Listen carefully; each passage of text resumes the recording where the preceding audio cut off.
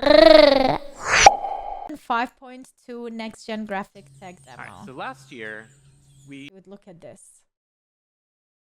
Already. What is this, man? added several new features to the engine to support foliage rendering. My God, dude. And the Fortnite team used those features to ship Battle Royale Chapter 4. Only At the $14.90 same to time, play. Jacob over there and the team at Quixel were experimenting with this what's looks so possible good. for photoreal foliage Oh my environments, God. as well as testing out the latest functionality that we've been building for Unreal Engine. Dude, So, good. Jacob's here with us today in the Unreal Editor. Let's explore the environment. Wow. And what better way to do that It's than like off-roading? More pretty than And what real better way life. to off-road than in a Rivian R1T? What is this, man? Now, Rivian How is this uses possible? Unreal to power their instrument cluster, including 3D visualization of their vehicles. So we worked with them to bring the R1T to life in this experience. Let's head on out, Jacob. Sure thing, on my way. All right. So we're building tools for interactive and dynamic worlds. So here we have chaos physics simulating my rocks that tumble as you God. drive over them, leaves bend out of the way, and we also added some real-time fluid simulation.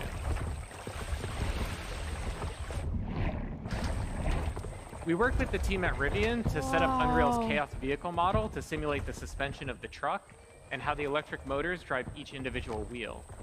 Chaos also simulates how the tires What, compress into dude? form, and Meta Sounds enabled the team to precisely resynthesize the sounds of the electric motors and mix them with the ambisonics of the jungle. This is so real. So Rivian provided us with Honestly. a highly detailed model of the truck, about 71 million polygons God, look how that it we're looks able to like. render in real time thanks to Nanite. Now the Rivian not only looks incredibly realistic because of Lumen and This is Nanite, what happens when but it also its glitches materials. accidentally. And today we're introducing Substrate, our new material framework. Why are they hyped about that? What is subtrade? And to better demonstrate it, let's swap the paint out for opal. Now, of course, you can't order a Rivian with opal body panels, but Wow. opal was the internal code name for this project, and also a really great demonstration of Substrate's capabilities. The base layer models the iridescence, refraction, and reflections that occur inside of an opal. And on top of that is a layer representing the polished surface and how light is absorbed as it travels through that clear layer of varying depths. And now Wow. we can add back on the dust and dirt layers. And notice how the reflection changes when interacting with the dust layer, and that there are no artifacts along the transition from dirt to dust to Okay, opal. this is too much, bro. They So went Substrate is more so expressive, detailed. enabling artists to create materials like this with different shading models and compose and layer those materials as they see fit. All right, let's head on out, Jacob. On my way. In terms of performance, substrate materials that are similar to the current Unreal Engine shading model cost about the same. But now, artists have the freedom to author more complex materials for extremely detailed use cases, like in cinematics and in film. So we're going to drive under this fallen tree here, and everything that you've seen up to this point was painstakingly hand-built by the environment team at Quixel. Everything since that fallen tree has been built using our brand new experimental suite of procedural content generation tools, entirely What an does that engine mean? that are flexible, deterministic, and artist-driven. Our guiding principle in building these systems was to This empower AI? artists to make tools for artists. So Jacob's going to go ahead and add a procedural assembly to the world. And the cool thing is that it communicates. Right, it's like works. It's a tool. It works like freaking AI, man. Like the first initial thing artists create themselves and they add these materials there. And then the AI, what it does, it once you place an object in that world, it knows exactly how it will behave, whether it is like the shading, color, lighting, everything about it.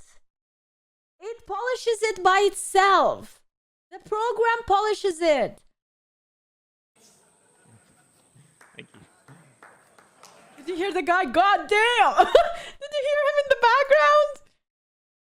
Like this is A too procedural much. assembly to the world. And the cool thing is that it communicates. Thank you. Yeah. Yeah, yeah. It is awesome. It's really awesome. And the cool thing is that it communicates with other nearby procedural believe elements it. in the scene, like the creek bed. So let's say a designer comes by, wants to direct the player to drive to the left. Jacob can simply move the assembly to the right, and everything updates to accommodate that change. Wow! Game design is iterative, so let's say the What the designer comes hell, back, wants to man? give the player the choice of going left or right again. Jacob can simply move the assembly back over. Now, the artist who created this assembly also added some additional handles that Jacob can use to art direct where rock slides occur. Allows him to customize the piece a little bit more, make it a little easier for the Rivian to drive by.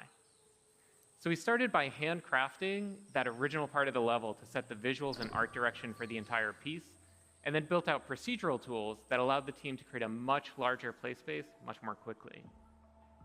Now let's see Crazy. how we can use these procedural tools to make larger sweeping changes to the environment. So Jacob, let's start by removing some of the trees in this area. Absolutely, that's easy enough actually. All right, a little too much. Let's add some trees back in. Okay. And let's also add in some cliff formations, give it a little bit more variability. So the procedural systems are all deterministic, as Jacob is experimenting with different sets of input parameters. Once he finds a set that he likes, he can always go back to it and get out exactly the same results.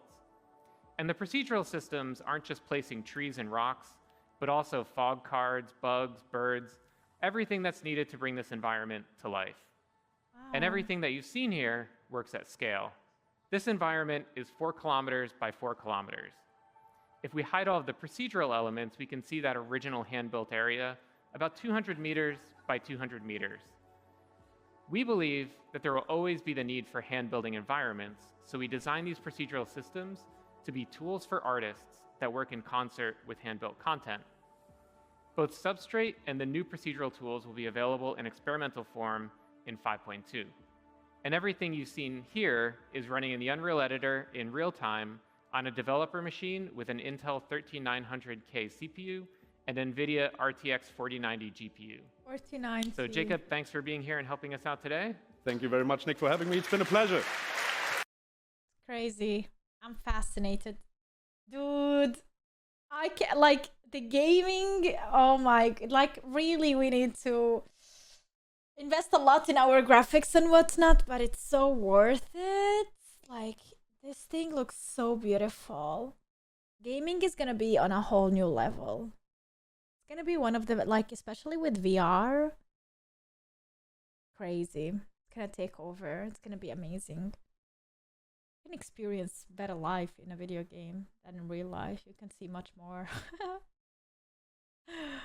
My brain cannot get over that this is all rendered in real time. Like, that's it. That is so insane.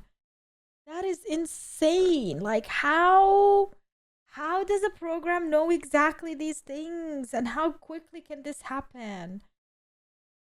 It's crazy. It is insane.